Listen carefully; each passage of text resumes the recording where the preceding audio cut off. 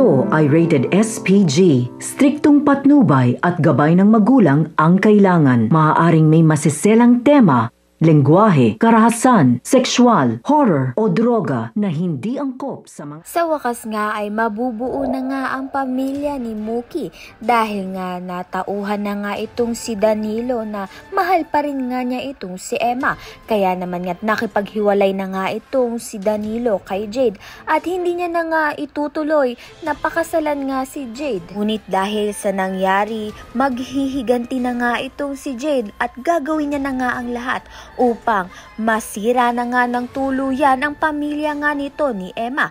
Kahit pa nga dumating sa pagkakataon na papaslangin niya na nga itong si Emma. Talagang ipagpipilitan nga ni Danilo ang kanyang sarili dito nga kay Emma.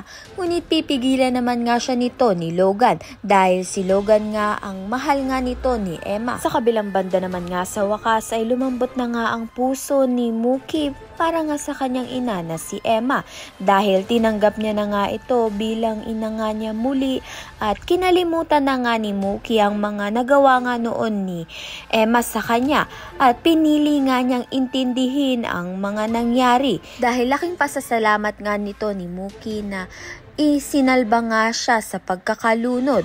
Kaya naman nga't yan at iba pa ang dapat natin pakaabangan. Maraming salamat sa iyong panonood.